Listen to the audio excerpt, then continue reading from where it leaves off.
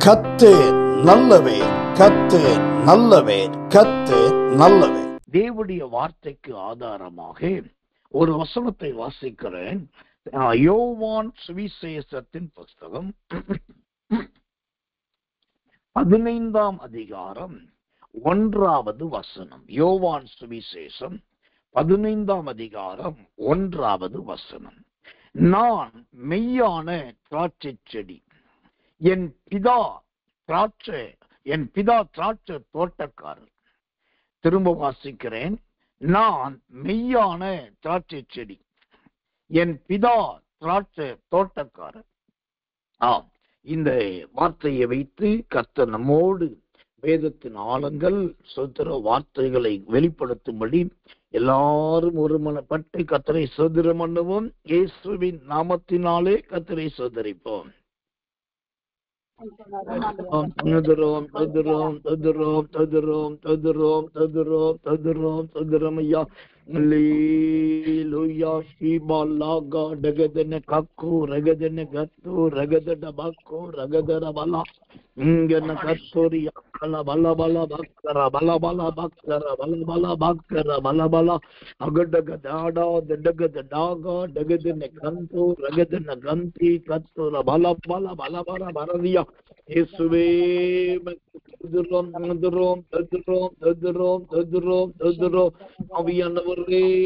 கிருபை உண்டாவதாக, தயை உண்டாவதாக, ஆண்டுடைய வல்லமை உண்டாவதாக, வெளிப்பாடுகள் உண்டாவதாக, சுயம் மாமிசம் மறைக்கப்படுவதாக, தேவ சத்தம் தேவ சித்தம் கணிப்பதாக.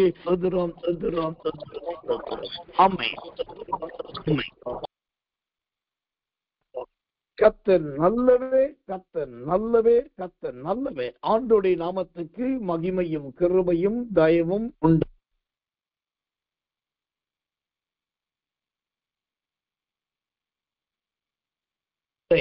இந்த இரவுக்கு ஒரு ஜெபத்திலே உங்களை சந்திப்பதில் மிகவும் மகிழ்ச்சி. இங்க வாசித்ததான யோவான் சுவிசேஷம் 15ஆம் அதிகாரம் 1ஆம் வசனத்தை வாசிக்கும் போது அங்கு ஒரு வார்த்தையை வாசிக்கிறோம். திராட்சை தோட்டக்காரர் என்று வாசிக்கிறோம்.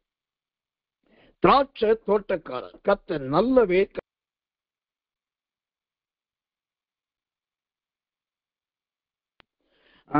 கர்த்தர் நல்லவர், தோட்டக்காரர் என்று பார்க்கிறோம்.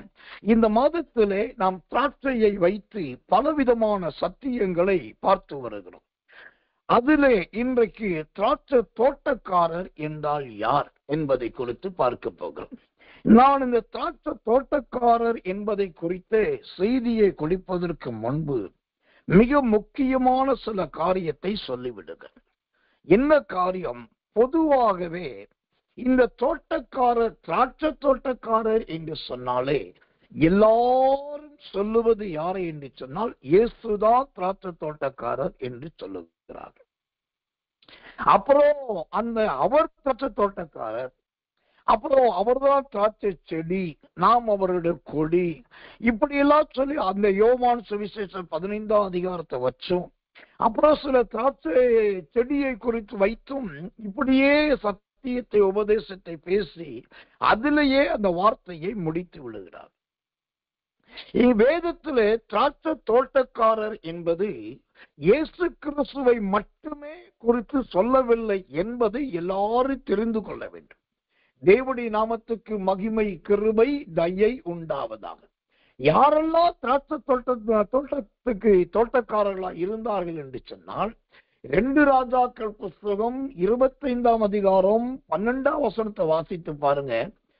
தேசத்தில் இருந்த மகா கொடிய ஏழைகளே திராட்சை தோட்டத்துக்கு தோட்டக்காரர்களாக இருந்தார்கள். அப்புறம் கர்த்தர் நல்லவர். 2 நாளாகமோ 26ஆம் அதிகாரம் 10ஆம் வசனத்தை படிச்சு பாருங்க.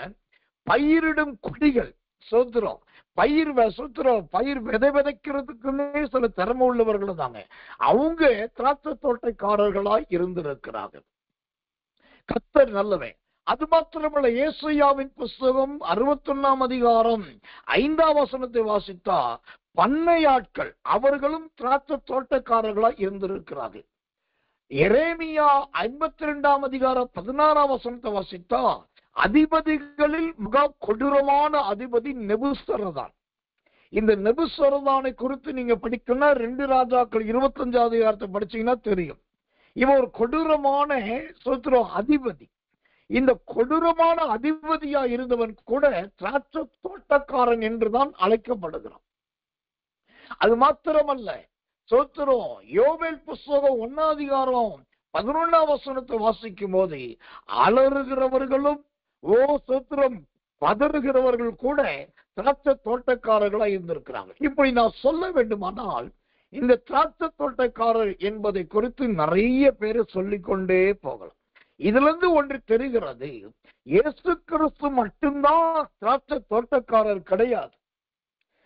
அவரை அல்லாமல் நிறைய பேர் திராட்சை தோட்டக்காரர்களா இருந்திருக்கிறார். இதுல இன்னொரு உண்மையான சத்தியம் என்னன்னா, பழைய ஏற்பாட்டிலே சொல்லப்படுகிற திராட்சை தோட்டக்காரர்கள் பெரும்பாலானவர்கள் அந்த தோட்டத்துக்கு சொந்தக்காரர்களா இருந்திருக்கிறார்கள்.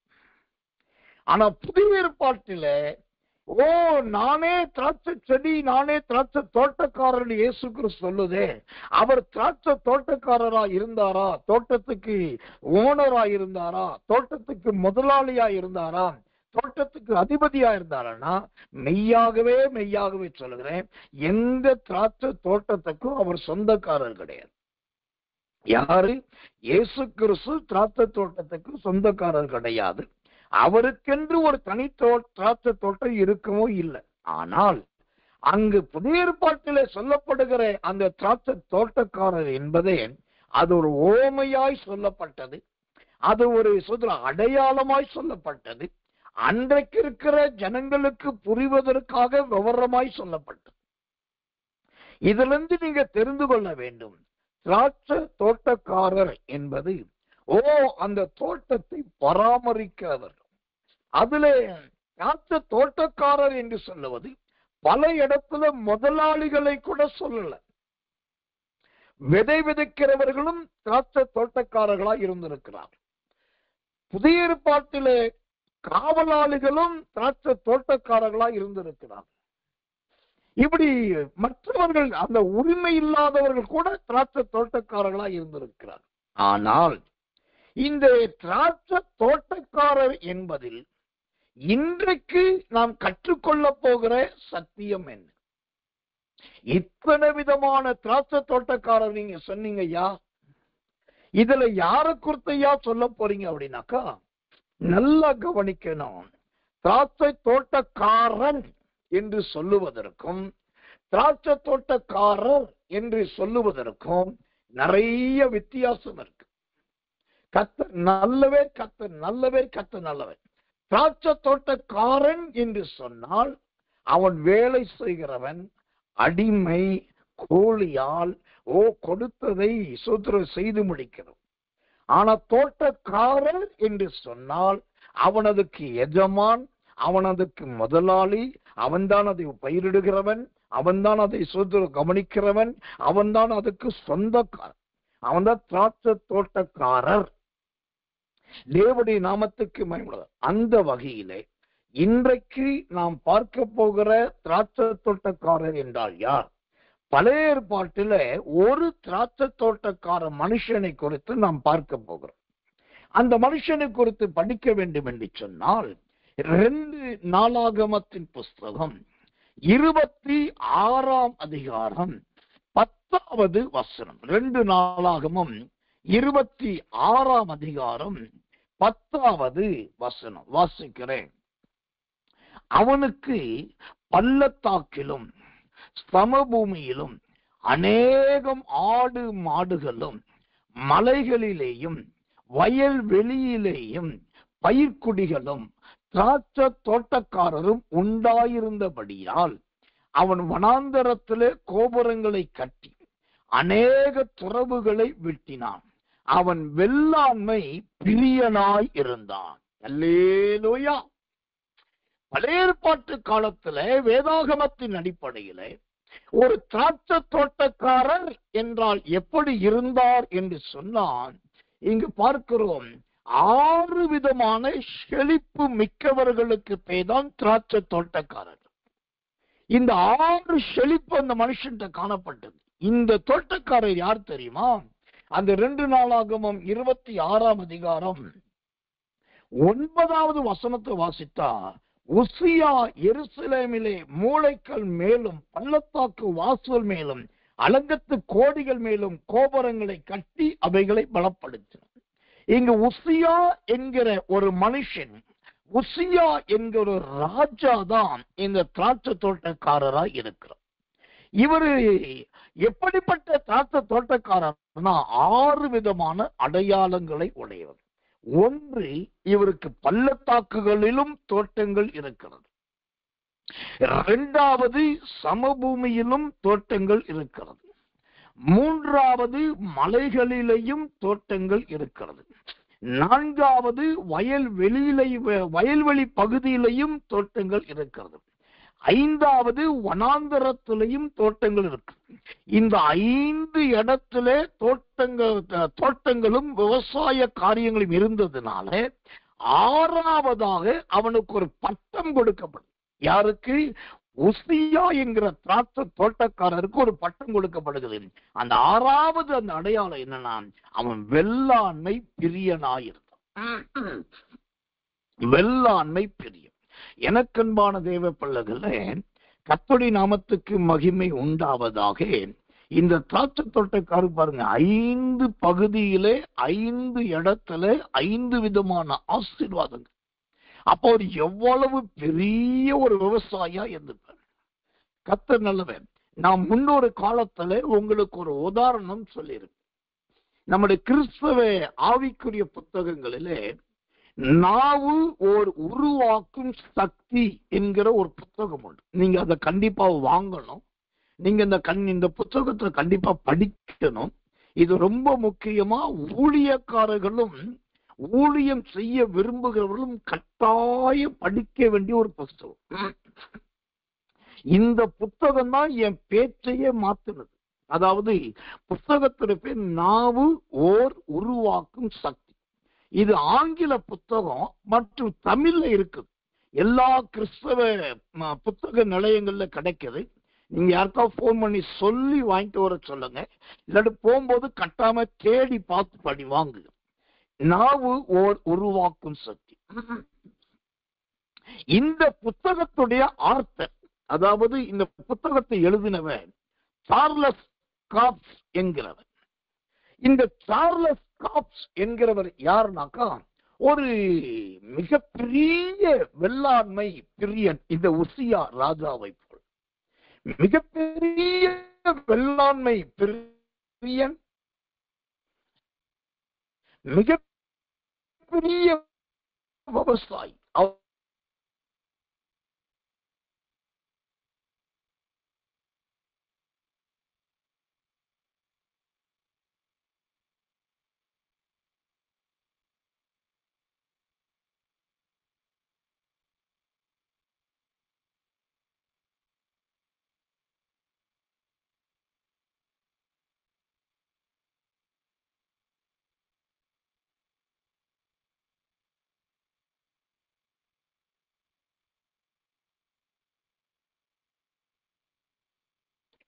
Sorry, network problem. கர்த்தர் நல்லவர். இந்த சார்லஸ் காப்ஸ் என்கிறதான அந்த புத்தக ஆசிரியருக்கு எவ்வளவோ ஏக்கர் கணக்கான நிலம், எங்க நின்று பார்த்தாலும் வேற எந்த ஊரும் தெரியாது, இவருடைய நிலம் மட்டும்தான் தெரியும். அந்த அளவுக்கு மிகப்பெரிய ஒரு வெள்ளாண்மை பிரியன், மிகப்பெரிய விவசாயி. இவர் ஒரு முறை அந்த வயலிலே நல்ல விசேஷித்த தானியங்களை விதைத்து விட்டு வருடம் நமக்கு கிடைத்தது. ஆனா இவ்வளவு கிடைக்கும் என்று நம்பி வந்தார். ஆனா எதிர்பாரா விதத்துல அவருக்கு என்ன ஆயிடுச்சுன்னா, ஒரு குறிப்பிட்ட ஏரியா பகுதியில பூச்சி அடித்து அந்த விவசாயத்தின் பெரும் பகுதி குறைந்து விட்டது. அதில் அவர் அப்படியே மனம் உடைந்து போனார். அவர் தோட்டக்காரர் அல்லவா, விடாய்த்து போனார். அப்புறம் அடுத்த வருஷம் வந்தது. மீண்டும் அவர் விவசாயம் பண்ணுகிறார். எத்தனையோ ஆட்களை வைத்து, எந்திரங்களை வைத்து, பல கிலோமீட்டர் தூரத்து அளவுக்கு அவர் விவசாயம் பண்ணார். அப்போ எல்லாம் விதைச்சு முடிச்சு தண்ணி எல்லாம் பாய்ச்சிட்டு வந்து சொன்னாராம், போன வருஷம் இத்தனை கோடி செலவழிச்சு இவ்வளோ விவசாயத்தை பண்ணி எனக்கு இவ்வளவு கருகி போச்சு. இந்த வருஷம் இவ்வளவு அதுக்கு மேல திரும்பவும் பணத்தை போட்டிருக்கேன். இந்த வருஷமும் பாரு, இது ஒண்ணு விளங்காம போதுன்னு தான் நினைக்கிறேன். இந்த வருஷமும் வருமோ வராதோன்னு சொல்லிட்டு ஒரு சந்தேகத்தோடு முறுமுறுத்துட்டு தான் அந்த வயல்வெளியை விட்டு வெளியே வந்தார். 1 மாதம் 1.5 மாதம் ஆகுது. பார்க்கிறான், போன வருடத்தை விட இந்த வருடம் பாதிக்கு பாதி மேல் விவசாயம் அழிவை கண்டது.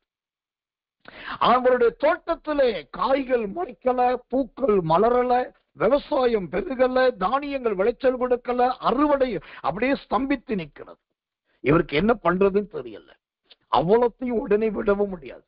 கடைசியா 3வது வருஷம் அவர் மீண்டும் நிறைய பணத்தை பெரட்டி ஆட்கள்கிட்ட வாங்கி 100 பேரை வேலைக்கு வச்சு அந்த ட்ரோன் மூலமாக பெரிய அந்த விவசாய விமானங்கள் இருக்கு, அந்த விமானத்தின் மூலமாக நல்ல பல வேலைகளை செஞ்சுட்டு அடுத்த 2 நாள் கழிச்சு போய் பார்க்கிறாரு. அங்க தண்ணி போய் அந்த ஒரு பகுதியில கொஞ்சம் அந்த பயிரெல்லாம் சாஞ்சு கிடக்கு. அப்ப சொன்னாராம், முந்தின வருஷம் அப்படி ஆயிடுச்சு, போன வருஷம் இப்படி ஆயிடுச்சு, இப்ப பார்த்தா ஆரம்பத்துல இப்படி இருக்கு, இது சுத்தமா விளங்காதுன்னு சொல்லிட்டு முறுமுறுத்துட்டு அவருடைய விவசாயத்தை ஸ்தபிச்சுட்டு அந்த சாபமான வார்த்தையோடு கூட துக்கத்தோடு போயிட்டார். கர்த்தர் நல்லவன். அவர் துக்கத்தோடு கார்ல அப்படி போயிட்டு இருக்கும் போது, கர்த்தர் நல்லவன், அந்த தேசத்தின் ஒரு விசுவாச வீரர் என்று சொல்லுகிற கர்த்தர் நல்லவன், அருமையான ஒரு தேவ மனுஷன். அந்த தேவ மனுஷன் ஃபெய்த் என்று சொல்லக்கூடிய உலகத்திலேயே விசுவாசத்தை குறித்து அதிகமா பிரீச் பண்ற அந்த தேவ மனுஷன் அவர் பிரசங்கம் பண்ணிட்டு இருக்கார். அப்போ அந்த பக்கமா கார்ல போனவன் சோத்திரம் அப்படி நின்று கேட்டுட்டு இருக்காரு. நின்று கேட்டுட்டு இருந்தா அந்த விசுவாசத்தை பேசுகிற சோத்திரம் அந்த தேவ மனுஷன் சொல்றாரு, நீ உன் வாயில என்ன சொல்றியோ அதுதான் நடக்கும். உன்னுடைய வயல்ல நின்று விளையாதுன்னு சொன்னா விளையாது. உன்னுடைய இடத்துல நின்று அறுவடை கிடைக்காதுன்னா கிடைக்காது. நீ எத்தனை கோடி செலவழிச்சாலும் பிரயோஜனம் கிடையாது. உன் வாயின் வார்த்தை தான் நன்மை கொடுக்கும் சொல்லி அவர் பாட்டுக்கு மேடையில தீர்க்க தரிசனமா நார்மலா பேசிட்டு இருக்காரு. இந்த வார்த்தை இந்த தோட்டக்காரரும் வெள்ளாண்மை பிரியருமா இருக்கிற சார்லஸ் கிராப்ஸ் அவருடைய இருதயத்தை தொட்டது. அப்பதான் யோசிச்சாரு, ஆகா நம்ம எவ்வளவு பெரிய தப்பு பண்ணி இருக்கிறோம். கோடிக்கணக்கான பணத்தை போட்டு விவசாய விமானங்களை வைத்து எல்லாம் பண்ணிட்டு தினந்தோறும் வயலை பார்த்து சபிச்சுட்டு வந்தோம். அது நம்முடைய தவறுதான் என்று உணர்ந்தான். அதன் பின்பு மீண்டும் அந்த கூட்டத்துக்கு போக ஆரம்பிச்சான். அந்த கூட்டங்களுக்கு தொடர்ந்து போய் அந்த கூட்டத்துல உள்ளே போய் உட்கார்ந்து செய்திகளை கேட்டு அந்த தேவனுடைய வார்த்தைக்கு தன் இருதயத்தை ஒப்பு கொடுத்தான். ஒப்பு கொடுத்து விசுவாசம் என்றால் என்ன, விசுவாச அறிக்கை என்றால் என்ன, தேவ ஜனங்களுடைய நாவு என்றால் என்ன, எதை பேசக்கூடாது எதை பேச வேண்டும் என்பதை எல்லாவற்றையும் நன்றாய் கற்றுக்கொண்டு 4வது வருடம் வந்து ஜெபம் பண்ணிட்டு அவர் அந்த சோத்திரம் விதைகளை விதைத்து தானியங்கள் எல்லாத்தையும் விதைச்சு முடிச்சுட்டு தினந்தோறும் அவருடைய தோட்டத்துக்கு போவாராம். தினந்தோறும் போய் சொல்லுவாராம், இந்த வருஷம் எனக்கு 100 மடங்கு பலன் வரப்போகுது, இந்த வருஷம் எனக்கு வானம் தன் மழையை கொடுக்க போகுது, இந்த வருஷம் பூமி தன் விளைச்சலை கொடுக்க போகுது, இந்த வருஷம் நான் பெரிய அறுவடைய காண போகிறேன், இந்த வருஷம் ஈசாக்கின் சுதந்திர வாக்கு எனக்கு கிடைக்க போகுது. இப்படி ஒவ்வொரு நாளும் விசுவாச அறிக்கையிட்டு அந்த வயல்வெளியை பார்த்து சொல்லிட்டு வந்தாரு. நடந்தது என்ன தெரியுமா? 3 வருஷத்துல கருகுனது, தீஞ்சது, விளையாதது இதெல்லாம் மாறி 4வது வருஷத்துல பாத்தீங்கன்னா 400 மடங்கு 500 மடங்குக்கு அந்த விளைச்சல் ஆகா ஓகோன்னு பெருகிச்சு. அவர் இந்த விளைச்சல் அவரால் கட்டுப்படுத்தவே முடியல. எதை அறுக்கிறது, எதை விடுறது, எதை விற்கிறது, எதை கொடுக்கறது தெரியல. அந்த அளவுக்கு ஏராளமா பெருகிச்சு. அவருடைய புத்தகத்தை நீங்க படிச்சு பாத்தீங்கன்னா தெரியும். அந்த வருஷம் ஒரு விவசாயம் பண்ணி அந்த தோட்டத்துல கிடைச்ச லாபத்துல விமானங்கள் வாங்கினார். விமானம் அல்ல, விமானங்கள், பல விமானங்கள் வாங்கினார்.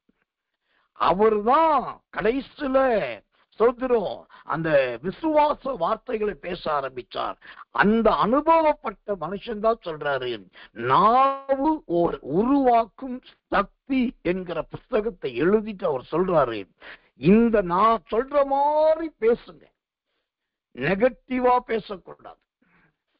சோத்ரோ தேவையில்லாததை பேசக்கூடாது, ரொம்ப பேசக்கூடாது.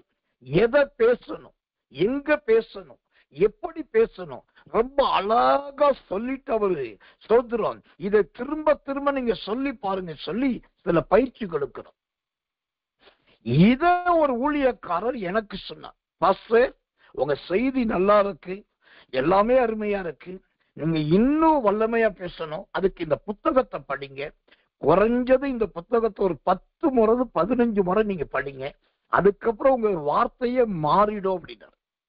அவர் அவ்வளவு கான்பிடென்டா சொல்றாரு. என்கிட்ட கொடுத்தவர் ஒரு சீனியர் பாஸ்டர், ஒரு சர்ச் சீனியர் பாஸ்டர், அவர் நல்ல ஒரு விசுவாசவர்.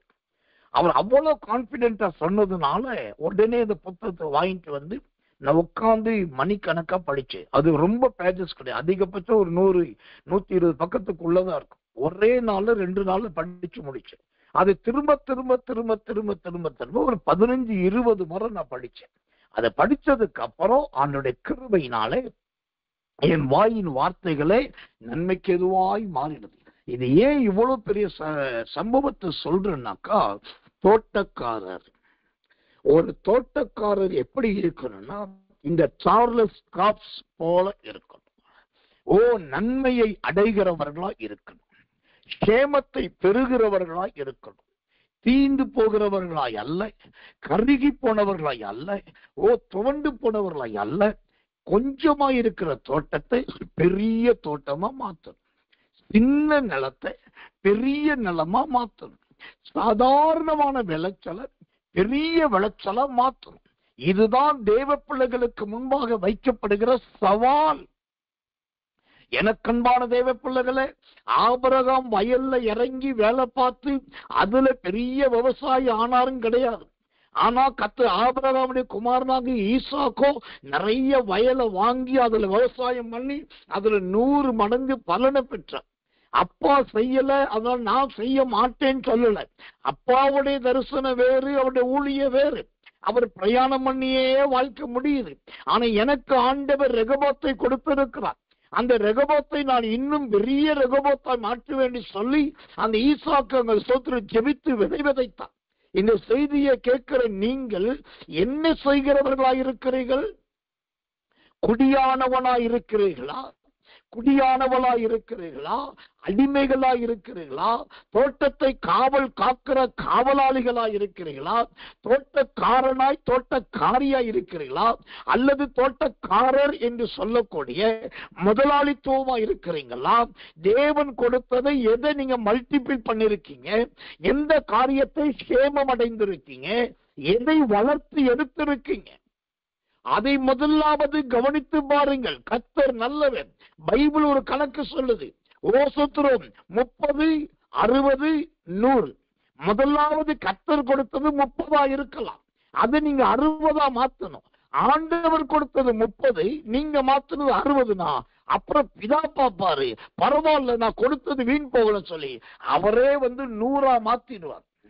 ஆனா இன்னைக்கு நிறைய பேர் என்ன சொல்றாங்க, அவர் 30 கொடுத்தாரு, அவரே 60 மாத்தட்டும், அந்த 60 கொடுத்தாரு அவரே 100 மாத்தட்டும். இல்லைங்க, ஆண்டவர் கொடுத்தது 30 இருக்கும். அந்த 30 60 மாற்ற வேண்டியது உங்களுடைய கடமை. கர்த்தர் நல்லவே. அந்த 60 மாத்திட்டீங்க, அத கர்த்தர் பார்த்துட்டாலே அடுத்தது அவர் ஒரு வானத்தின் வாசலை திறப்பார், அல்லது பூமியின் மதகுகளை திறப்பார், அல்லது எல்லைகளை அவரே விரிவாக்குவார். அடுத்தது அப்படியே 100 மாறும். அந்த 100ம் நன்மைக்கு எதுவா இருந்துட்டாக்கா, யோசுவா 1ஆம் அதிகாரத்தில் சொல்லப்பட்டது போல அதுவே 1000 மாறிடும், அதுவே 1000 மாறிடும். இதுதான் வேதாகமத்தின் கணக்கு. தோட்டக்காரர் என்று சொன்னால் நிறைய பேர் சொல்றாங்க, கர்த்தர் உன் குடும்பத்துக்கு ஒண்ணு தலையா வச்சிருக்கிறாரு, நீதான் தோட்டக்காரன். நிறைய பேர் சொல்றாங்க, கர்த்தர் குடும்பத்துக்கு ஒரு தலைவியா வச்சிருக்கிறாரு, நீதான் தோட்டக்காரி. அப்ப அதிகாரத்தை பயன்படுத்து, உன் கிருபையை இழந்துராதே, உரிமையை இழந்துராதுன்னு சொல்லி ஏதேதோ சொல்றாங்க. ஆனா தோட்டக்காரன் என்று சொன்னால், தோட்டக்காரி என்று சொன்னால் அவர்கள் என்ன செய்யணும், விளையாத மரத்தை விளைய வைக்கணும். ஆண்டவர் ஒரு தோட்டக்காரர் வந்தார், ஒரு சூத்திரம். அந்த தோட்டக்காரன் சொன்னார், என்ன சொன்னாரு, இந்த மரத்தை வெட்டி போடு, இது ஒரு பலனும் கொடுக்கல. ஆனா அந்த தோட்டக்காரர் சொன்ன உடனே தோட்டக்காரன் என்ன சொன்னார் தெரியுமா, ஐயா இந்த மரம் இன்னும் 1 வருஷம் இருக்கட்டும், அது அதுக்கப்புறம் கனி கொடுக்காட்டி வெட்டி போட்டுரும். இப்ப நல்லா கவனிக்கணும், இதுதான் அந்த தோட்டக்காரன் எங்களுடைய இருதயம். மற்றவங்க வெட்டி போடுன்னு சொல்லுவாங்க, கிளைய உடைச்சு போடுன்னு சொல்லுவாங்க, இது ஒண்ணு விளங்காதுன்னு சொல்லுவாங்க. ஆனா அதை நம்ம என்ன செய்யணும், விளங்க வைக்கணும், விளைய வைக்கணும், முளைக்க வைக்கணும், கனி கொடுக்க வைக்கணும், காய் காய்க்க வைக்கணும், பலபழுக்க வைக்கணும். அதுதான் தேவ ஜனங்களுடைய ஆசீர்வாதம். இந்த உசியா என்கிற மனுஷனுக்கு அவன் வேலை ராஜா வேலை. அவன் வேலையே தேசத்தை ஆளுவது, நியாயம் தீர்ப்பது, வம்பு தும்பு வந்தா, சண்டை சச்சரவு வந்தா தீர்த்து வைக்கிறது, ஏலப்பால வந்தா கொடுத்து உதறது, வரி போறது, வட்டி போறது, இதுதான் ராஜாவுடைய வேலை.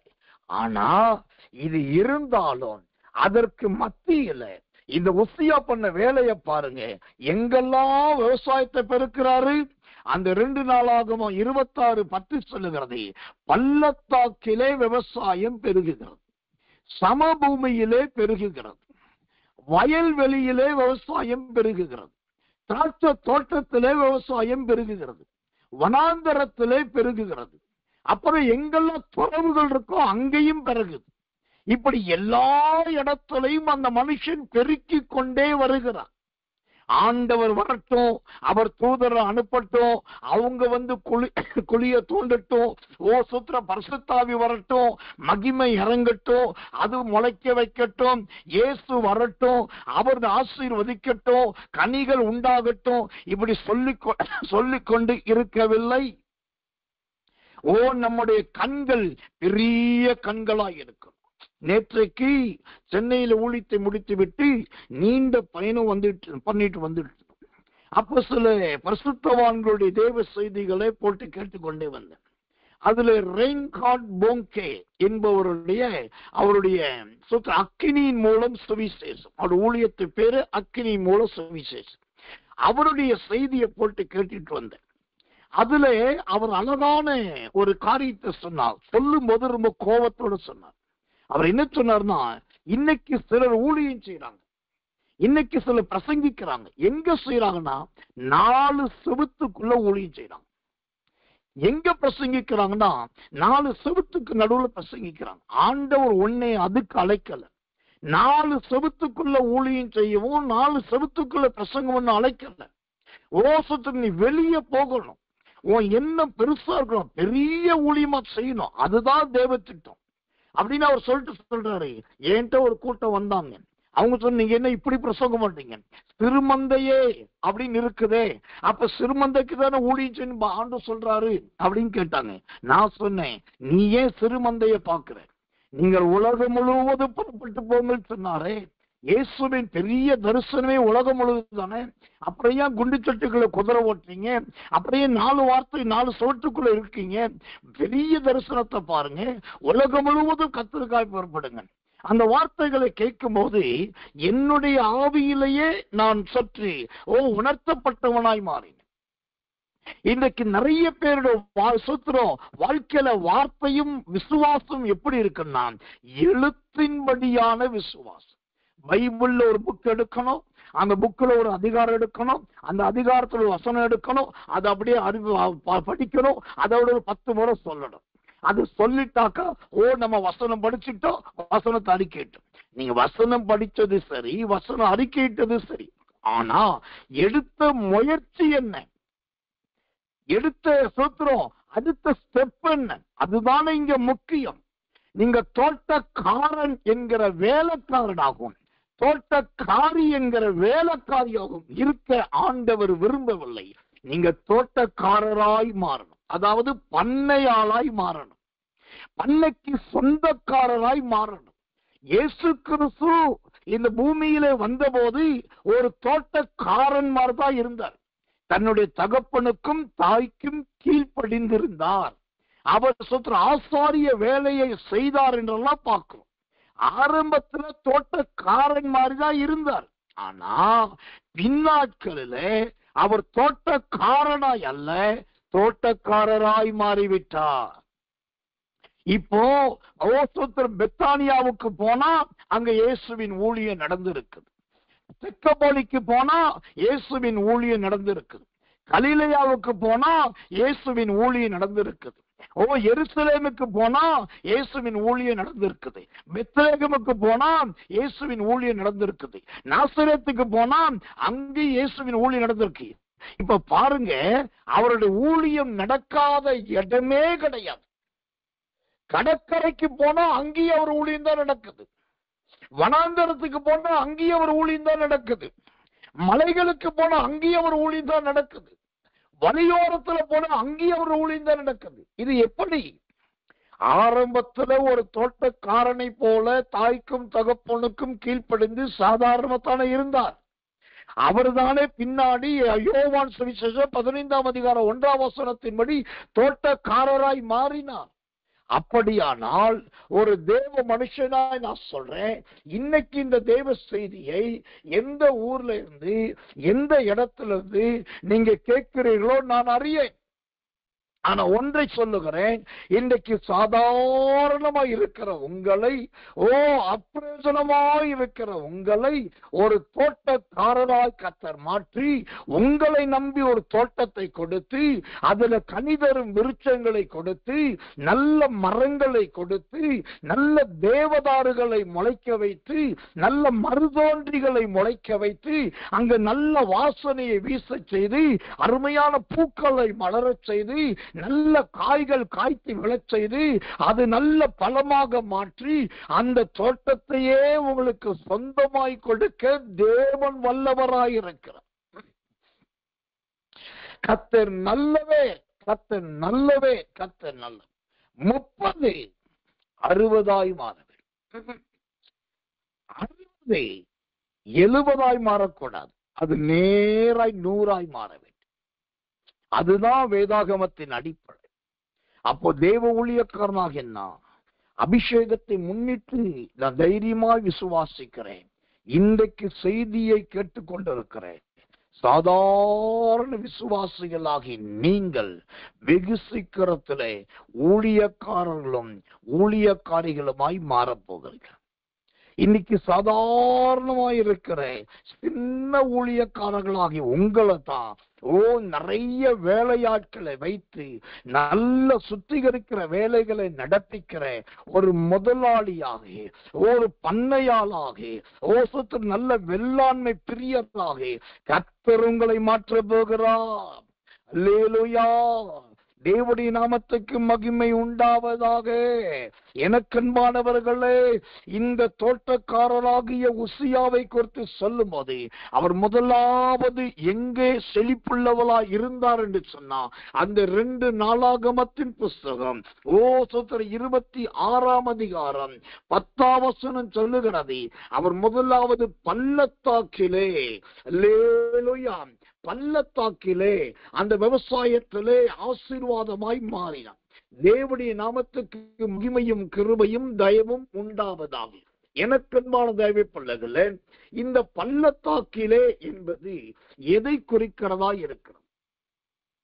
இந்த பள்ளத்தாக்கிலும் அவருக்கு ஒரு விவசாயம் இருந்ததே, அது எதை காண்பிக்கிறதா இருக்குது? வாசிக்கிறேன், ஜெபத்தோடு கவனியுங்கள். கர்த்தர் நல்லவர். நெகேமியாவின் புஸ்தகம் 11ஆம் அதிகாரம் 35வது வசனம். நெகேமியா 11:35. லோத், ஓனோ என்னும் ஊர்களிலும் சிற்பாசாரிகளின் பள்ளத்தாக்கிலும் குடியிருந்தார்கள். அல்லேலூயா. சிற்பாசாரிகளின் பள்ளத்தாக்கு, பள்ளத்தாக்கிலேயே ஒரு பள்ளத்தாக்கு, சிற்பாசாரி. சிற்பாசாரி என்றால் யார் தெரியுமா? 2 கொரிந்தியர் புஸ்தகம் 3ஆம் அதிகாரம் 10-11 வசனத்தை வாசித்து பார்த்தால் அவன் நல்ல சிற்பாசாரியை பார்க்கிறோம்.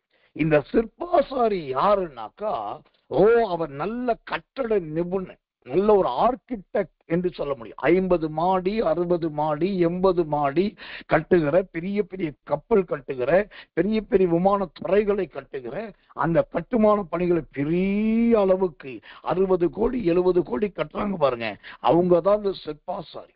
அப்படி ஒருவேளை அவ்வளவு பெரிய ஆர்கிடெக்ட் உங்களுக்கு தெரியலன்னா, இந்த சிற்பாசாரி என்று சொன்னா நல்ல பெஸ்ட் இன்ஜினியர் என்றார். எனக்கன்பானவர்களே, இந்த உசியா என்கிறதான மனுஷன் தன்னுடைய திராட்சை தோட்டத்தை முதலாவது எங்க வைக்கிறார்னா பள்ளத்தாக்குல வைக்கிறார். அந்த பள்ளத்தாக்குல வைக்கும் போது வெறும் வனாந்தரமான பள்ளத்தாக்குல இல்ல, அவர் எங்க வைக்கிறார் பாருங்க. சுத்திரம், சிற்பாசாரிகள் குடியிருக்கிற பள்ளத்தாக்கு. அந்த மனுஷனுக்கு தெரியுது தோட்டத்தை வாங்கினா எங்க வாங்கணும். சுத்திர, வேலி அடைச்சா எங்க வேலி அடைக்கணும். வேலைக்கு ஆளே இல்லாத இடத்துல தோட்டத்தை வாங்கக்கூடாது. சுத்திர, வேலை தெரியாதவன்கிட்ட போய் தோட்டத்தை கொடுக்க கூடாது. ஏன் தோட்டம் பெரிய தோட்டம், நான் அதுக்கு தோட்டக்காரரா மாறணும். அப்போ இந்த தோட்டத்தை எங்க வாங்கணும், எங்க வைக்கணும், அங்க யார போடணும்னா நல்ல சிற்பாசாரிகள், நல்ல கட்டிட நிபுணர்கள் இருக்கிற இடத்துல. எவ்வளவு அறிவு பாருங்க, எவ்வளவு சமயோசித ஞானம் பாருங்க. கர்த்தர் நல்லவன். நிறைய பேருக்கு இந்த சமயோசித ஞானம் கிடையாது. பல நேரத்துல ஏதோ ஒண்ணு பிடிச்சிட்டு ஏதோ ஒண்ணு பண்ணிட்டு அது கர்த்தர் செய்ய சொன்னாருன்றாங்க. போன வருஷத்துல ஒரு துக்கமான செய்தியை நான் கேள்விப்பட்டேன். ஒரு அருமையான போதகர், நல்ல வயது மூத்தவர், அனுபவசாலி. அவருக்கு சில கிளை சபைகளும் இருக்கு. அவரால் உருவாக்கப்பட்ட விசுவாசிகளா இருந்து ஊழியக்காரர்களா உருவாக்கப்பட்டவர்களும் உண்டு. ஆனா திடீரென்று சொல்லி அவருடைய சபைக்கு ஒரு நோட்டீஸ் வந்தது. என்னன்னா, இந்த வாரத்துல சரியா 7 நாளுக்குள்ள உங்க ஆலயத்தை நாங்க இடிக்க போறோம், ஆலயத்தின் முழுவதும் இடிக்க போறோம் அப்படின்னு ஒரு செய்தி வருது. உள்ள இருக்கிற எல்லா பாத்திரங்கள் பொருட்கள் எடுத்து விடுங்க, நாங்க சொல்றோம், இதுதான் உங்களுக்கு அனுப்புற கடைசி நோட்டீஸ், 7 நாளுக்குள்ள இடிச்சிருவோம் சொல்லி. இவங்களுக்கு என்ன பண்றதுன்னு தெரியல. அப்புறம் குறிப்பிட்ட நாள்ல மாவட்ட கலெக்டரே நேரா வந்தாச்சு, போலீஸ் எஸ்பி வந்தாச்சு. அப்புறம் நிறைய காவலர்கள் நிறைய வந்துட்டாங்க. அப்புறம் புல்டோஸ் இடிக்கக்கூடிய ஜேசிபி எந்திரங்கள் வந்துருச்சு. இடிச்சது அல்றதுக்குரிய லாரியெல்லாம் வரிசையா வந்துருச்சு. வந்தாக்க ஒரு பெரிய பிரம்மாண்டமான ஆலயம். அந்த ஆலயத்தை அந்த ஊழியக்கார கிட்டத்தட்ட ஒரு 1.5 கோடி செலவழிச்சு கட்டியிருக்கார். 1.5 கோடி செலவழிச்சு பெரிய அளவில் நல்ல உயரமும் அகலவுமான பெரிய ஆலயமா கட்டியிருக்கார். அங்கே 100 ஆத்துமாக்கள் ஆராதனைக்கு வர்றாங்க. ஆனா இந்த ஆலயம் பட்ட பகல்ல சொன்ன நாள்ல எல்லாருக்கும் முன்னாடி இடிக்கப்படுது, ஒருவராலும் தடுக்க முடியல. ஏன்னு கேட்டா, ஏன் ஒரு ஆலயத்தை போய் இப்படி தைரியம் இடிக்கிறாங்கன்னாக்கா, அந்த ஆலயம் எங்க கட்டப்பட்டிருந்ததுன்னா அந்த ஊர்ல இருந்த ஒரு குளத்துக்கு உள்ள கட்டிருக்கு. முன்பு அது ஒரு குளம். அந்த குளத்துல இப்ப தண்ணி இல்லை, வறண்டு போயிடுச்சு. ஆனா அந்த இடத்தை வாங்கி, குறைஞ்ச இடத்துக்கு வந்தது யாரோ என்னமோ சொன்னாங்கன்னு சொல்லி குளத்துக்குள்ள இடத்தை வாங்கி அந்த இடத்துல ஆலயத்தை கட்டிருக்காங்க. அது ஒரு கோடியில 1.5 கோடி செலவழிச்சு. அடுத்து என்ன நடந்தது? கர்த்தர் நல்லவர். அந்த ஜனங்க ஆராதிக்கிறதுக்கு இடமில்லாம இங்க கொஞ்ச நாள், அங்க கொஞ்ச நாள், இப்படி கொஞ்ச நாள், அப்படி கொஞ்ச நாள் அலைந்து திரிந்தார். இப்ப ஏன் இதை சொல்றேன்னா, இந்த உசியாங்கிற மனுஷன் இந்த திராட்சை தோட்டத்தை எங்க வாங்குறாருன்னா பள்ளத்தாக்குல வாங்குறாரு. அதுவும் மரண பள்ளத்தாக்கு கிடையாது, நல்ல சிற்பாசாரிகள் இருக்கிற பள்ளத்தாக்கு. அல்லேலூயா! எவ்வளவு ஒரு ஞானமா, எவ்வளவு யோசிச்சு, தோட்டத்தை வாங்கினா பத்தாது, அந்த தோட்டத்தை சுத்தி கொத்தணும், அந்த தோட்டத்துக்கு வேலி நடணும், அதை சுற்றி காவல் காக்கணும், அப்புறம் அங்க விதைய போடணும், அந்த தோட்டத்துக்குள்ள திராட்சை செடி வைக்கணும், அங்க கொடி முளைக்கணும், அப்புறம் அங்க மரம் வளரணும், அங்க மருதோண்டி வரணும், தேவதாரு விருட்சம் வரணும், அங்க கனி காய்க்கணும், அங்க பழம் வரணும். இதெல்லாம் செய்யணும்னா உசியா என்கிற என்னால மட்டுமே முடியாது. நான் அங்கே சிற்பாசாரிகளை நியமிப்பேன். எனக்கன்பானவர்களே, இங்க ஒரு நல்ல வெளிப்பாட்டை கர்த்தர் சொல்றாரு. இந்த திராட்சை தோட்டத்தை உசியா பள்ளத்தாக்குல வைக்கும் போது அது யார்கிட்ட நம்பி கொடுக்கிறார்னா, ஒரு சிற்பாசாரிகள்கிட்ட. இங்க ஒரு சத்திய வெளிப்பாடுது. என்ன வெளிப்பாடுனாக்கா, எல்லாம் நான் தான் செய்வேன், எல்லாம் எனக்கு தெரியும், எனக்கு தெரியாது ஒண்ணும் இல்லை, ஆண்டவர் எனக்கு அறிவு கொடுத்திருக்காரு, எனக்கு பக்குவம் இருக்குன்னு சொல்லி இந்த உசியா தானாகவே எல்லா வேலையும் செய்யாம அந்த தோட்டத்து வேலைய தோட்ட வேலைக்காரர்கள்ட்ட மட்டும் கொடுக்காம சிற்பாசாரிகள்ட்ட நம்பி கொடுத்தான். இதுல இருந்து என்ன தெரிகிறது? உங்களுக்கு எத்தனை அபிஷேகம் இருந்தாலும், என்ன வல்லமை இருந்தாலும், எவ்வளவு வரங்கள் தாழ்ந்துகள் இருந்தாலும், நான் சாகிற வரைக்கும் நான் தான் பார்ப்பேன், உயிரோடு இருக்க வரைக்கும் நான் தான் தலைவனா இருப்பேன், நான் செத்தாதான் மற்றவங்க பொறுப்புக்கு வரணும், அது வரைக்கும் யாரும் தலையிடக்கூடாது, இது என்னுடைய பொறுப்பு, இது கர்த்தர் எனக்கு கொடுத்தது என்று சொல்லி அப்படி இராதபடிக்கு இந்த உசியா ராஜா அந்த தோட்டத்தை சிற்பாசாரிகள்கிட்ட பொறுப்பா நம்பி கொடுத்ததை போல நம்முடைய கிருபைகளை மற்றவர்களோடு பகிர்ந்து கொள்ளணும், நம்முடைய தாளந்துகளை மற்றவரோடு பகிர்ந்து கொள்ளணும். நமக்கு கொடுத்ததில் ஒரு பகுதி எடுத்து, நான் இருக்கும் போதே, நான் உயிரோடு இருக்கும் போதே, நான் பக்கத்தில் இருக்கும் போதே, இதை நீ எடுத்துக்க, இதை நீ செய், இதை பக்குவப்படுத்தி, இதை கொத்தி, இதை களை எடு, இதனை நல்ல விதை, இதுக்கு நல்ல ஆட்களை போடு, இதை செய்து முடிச்சு விளையவை, அது முளைச்சு வரட்டும், அல்ல தளக்கட்டும், நல்ல அறுவடை செய், நான் அதை பார்க்கணும். எத்தனை மூட்டைக்கு தானியம் எடுக்கிற, எத்தனை மூட்டைக்கு கோதுமை எடுக்கிற, எத்தனை கூட நிறைய திராட்சை பழம் பறிக்கிற, நான் பார்க்கிறேன் சொல்லி ஆண்டவர் கொடுத்த கிருபைகளை நீங்க இருக்கும் போதே மற்றவர்களுக்கு அதை பகிர்ந்து கொடுக்க தெரிய வேண்டும்.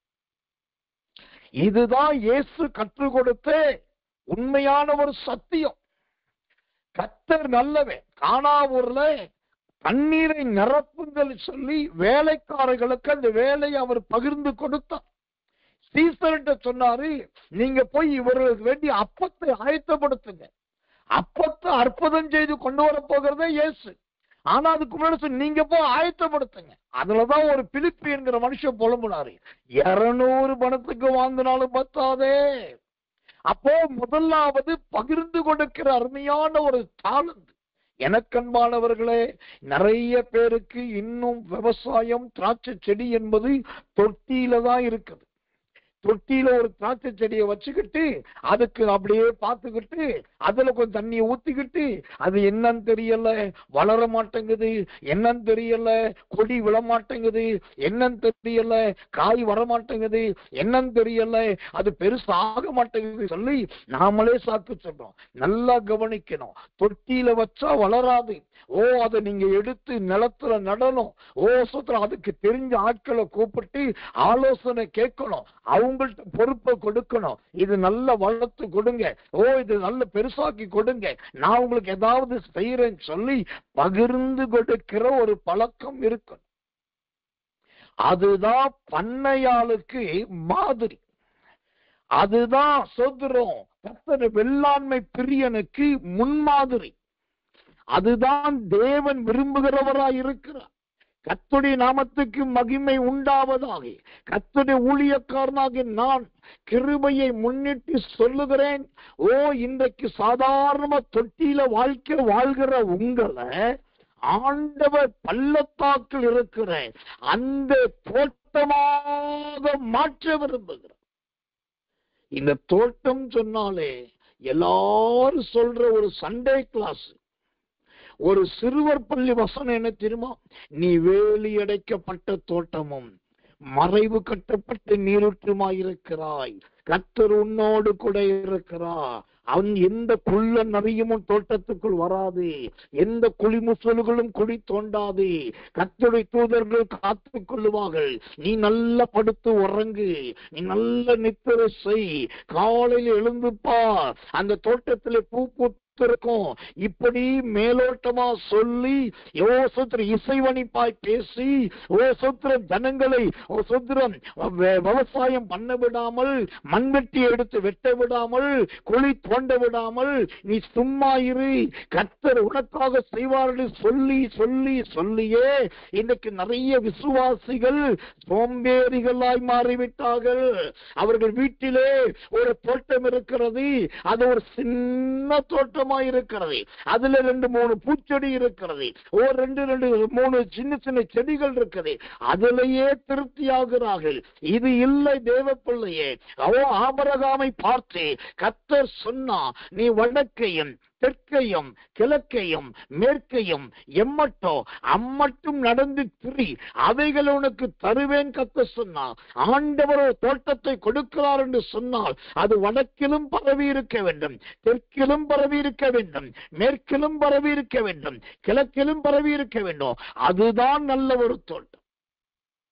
தேவனுடைய ஊழியக்காரனா நான் சொல்றேன், உங்களை இப்படிதான் கர்த்தர் மாற்ற விரும்புகிறார். ஆனா இன்னைக்கு உங்க குடும்பம் அன்னைக்கு இருந்த தரித்திரியத்துல இன்னைக்கு இருக்குதுன்னாக்கா ஏதோ சம்திங் ராங், தேவையில்லாத ஏதோ ஒன்று உள்ள இருக்கிறது. கர்த்தர் நல்லவே. ஏன் விளையல, ஏன் முளைக்கல, ஏன் கை கொடுக்கல, ஏன் செடி வரல, ஏன் கொடி வரல, ஏன் மரமா மாறல, ஏன் கிளவிடல? யோசிப்போம். கிளை எடுக்க வேண்டியதை கிளை எடுப்போம், களை எடுக்க வேண்டியதை களை எடுப்போம். சிற்பாசாரிகள்கிட்ட கொடுக்க வேண்டியது சிற்பாசார்ட்ட கொடுங்க.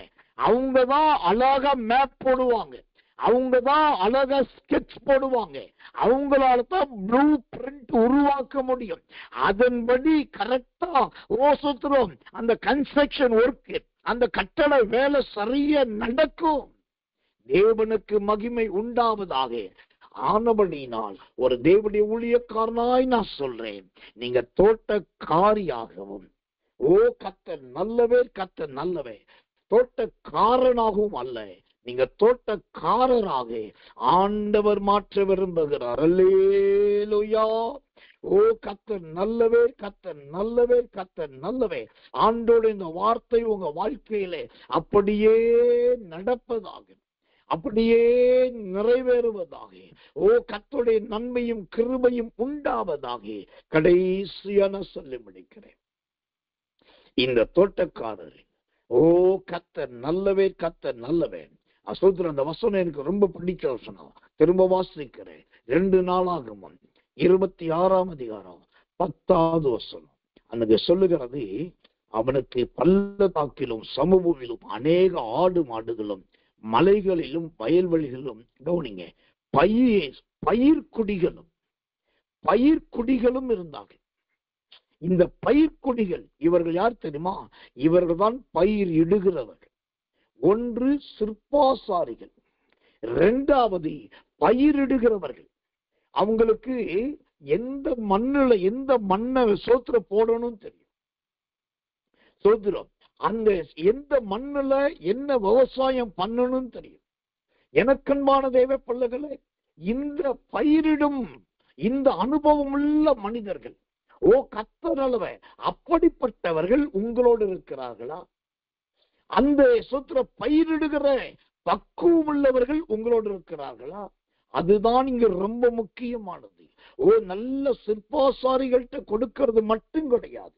இந்த சோத்திரம் பயிரிடுகிறவர்கள், இவர்களுக்கு பேரே பயிரிடும் கொடிகள். அவர் பயிர்கொடிகள்.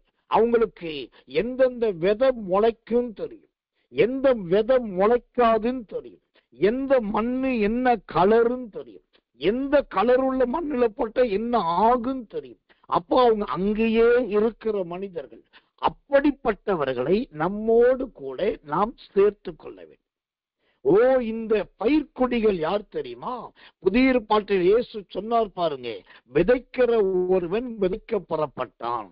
சில விதை கற்பாறை மேல் விழுந்தது, சில விதை முள்ளுகளிடத்தில் விழுந்தது, சில விதை மண்ணிலே விழுந்தது, இன்னும் சில விதையோ நல்ல நிலத்தில் விழுந்தது.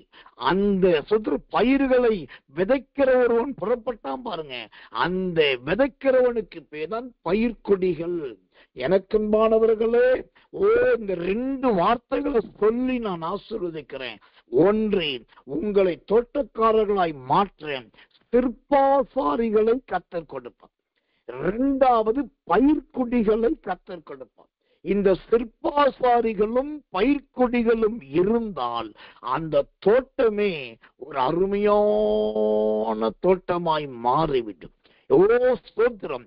ஒரு பக்கம் சிற்பாசாரிகள், மற்றொரு பக்கம் பயிர்க்குடிகள். 2க்கும் நடுவிலே இந்த வெள்ளாண்மை பிரியர்களாகிய சொந்தக்காரர், ஸ்தோத்திரம், தோட்டக்காரர் என்கிற உரிமையாளர்கள். அந்த கிருபையிலே கர்த்தர் உங்களை நடத்துவாராக. விசேஷமாய் உங்க எல்லைகளை வலதுபுறத்திலும் இடதுபுறத்திலும் இடங்கொண்டு பெருகும்படி கர்த்தர் செய்வார். அந்த ஏசாயா 54 வேதம் சொல்லுகிறதே, நீ வலதுபுறத்திலும் இடதுபுறத்திலும் இடங்கொண்டு பெருகுவாய் என்று கர்த்தர் வார்த்தை சொல்லுகிறதே. அந்த பெருக்கத்தை கர்த்தர் கொடுக்கட்டும். அடிமைகளாய் நீங்கள் இராதபடி சுதந்திரவாளிகளாய் மாறத்தக்கதாய், சாதாரணமானவர்களாய் இராதபடி நல்ல தோட்டக்காரர்களாக மாறுபடி என் தேவனாகிய கர்த்தர் உங்களை ஆசீர்வதிப்பார். என் தேவனாகிய கர்த்தர் உங்களை ஆசீர்வதிப்பார். ஆண்டவர் சொல்ல சொன்ன அந்த வசனத்தை வாசித்து நான் தேவனுடைய வார்த்தையை முடிக்கிறேன். எல்லாரும் எடுத்துக்கொள்ளுங்க. இன்னைக்கு கர்த்தர் கொடுக்கிற கிருபையுள்ள தீர்க்கதரிசன வார்த்தை ஏசாயாவின் புஸ்தகம் 54ஆம் அதிகாரம் 2வது மற்றும் 3வது வசனங்கள். ஏசாயா 54, 2 மற்றும் 3. உன் கூடாரத்தின் இடத்தை விசாலமாக்கு, உன் வாசஸ்தலங்களின் திரைகள் விரிவாகட்டும், தடை செய்யாதே, உன் கயிறுகளை நீளமாக்கி உன் முளைகளை உறுதிப்படுத்தி, நீ வலதுபுறத்திலும் இடதுபுறத்திலும் இடங்கொண்டு பெருகுவாய். உன் சந்ததியார் ஜாதிகளை சுதந்தரித்துக் கொண்டு பாழாய் கிடந்த பட்டணங்களை குடியேற்றி வைப்பார்கள். அல்லேலூயா. கர்த்தர் நல்லவே, கர்த்தர் நல்லவே. ஒரு தோட்டக்காரர் அல்லது கர்த்தர் கொடுக்கிற தோட்டம் என்று சொன்னா இந்த ஏசாயா 54 சோத்திரம் 3வது வசனத்தின்படி நீங்க வலதுபுறத்தில் பெருக வேண்டும், இடதுபுறத்தில் இடங்கொண்டு பெருக வேண்டும். உங்க சந்ததிகள் வந்து அந்த தோட்டத்தை சுதந்திரிக்க வேண்டும். அங்க பாலாய் கிடந்த கட்டடங்கள் எல்லாம் ஜனங்கள் வசிக்கிறதானே நல்ல சோத்திரம் மச்சுவ பாவப்பட்ட வீடுகளாய் மாற வேண்டும். இதுதான் அந்த தோட்டத்தின் ஆசீர்வாதம். மகிமையின் தேவன் இப்படிப்பட்ட நல்ல தோட்டத்தின் ஆசீர்வாதங்களை ஆம் என்றும் ஆமேன் என்றும் உங்களுக்கு கர்த்தர் கொடுத்தருள்வாராக. கண்களை மூடி ஒப்பு கொடுத்து ஜெபிப்போம். கர்த்தருக்கு சித்தமானால் இந்த ஸ்தோத்திரம் திராட்சை தோட்டத்தை குறித்து இன்னும் 2வது பகுதியை நாளைக்கு நாம் கேட்க போகிறோம். அதிலே அந்த தோட்டத்தில் என்னெல்லாம் இருந்தது என்பதை நாம் உள்ளே இறங்கி ஆராய போகிறோம். அந்த தோட்டத்துக்குள் இருந்தவைகளை உள்ளே இறங்கி ஆராய்ந்து அவைகளை நாமும் சுதந்திரிக்க போகிறோம். கர்த்தர் நம்மை ஆசீர்வதிப்பாராக. எல்லாரும் கண்களை மூடி ஒப்பு கொடுத்து கர்த்தரை ஸ்தோத்திரம் பண்ணுவோம். இயேசுவின் நாமத்தினாலே கர்த்தரை ஸ்தோத்திரிப்போம்.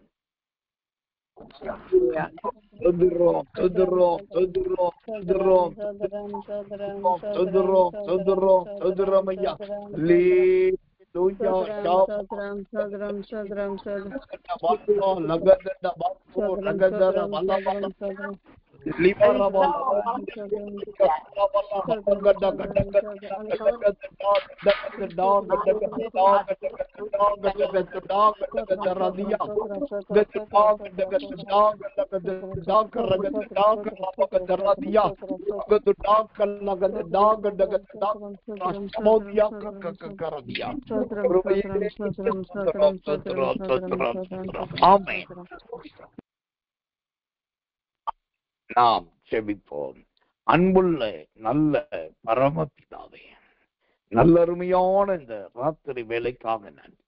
இதோ நாங்கள் ஒருமித்து உங்களுடைய பொற்பாதத்தில் கடந்து வரும்படி உதவி செய்து திராட்சை தோட்டக்காரர் என்கிற அந்த வார்த்தையை கொண்டு இன்றைக்கு முதல் பகுதியை கர்த்தர் ஆசீர்வதித்திருக்கிறேன்.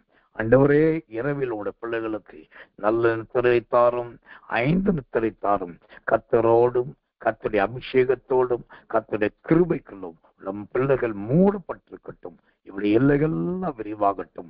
சாதாரணமானவர்கள் அசாதாரணமானவர்களாய் மாறட்டும். எளிமையானவர்கள் பலமுள்ளவர்களாய் மாறட்டும். அன்று குறைவுள்ளவர்கள் அன்று செழிப்புள்ளவர்களாய் மாறட்டும். உடைய பிள்ளைகளை தோட்டக்காரனாக காரியாக அல்ல, தோட்டக்காரராக கர்த்தர் மாற்றப் போகிறீர். அப்படியே செய்தலும் இயேசுவின் ரத்தம் செய்யும். இயேசுவின் நாமத்தில் ஜெபிக்கிறோம் நல்ல பிதாவே. ஆமென், ஆமென், ஆமென்.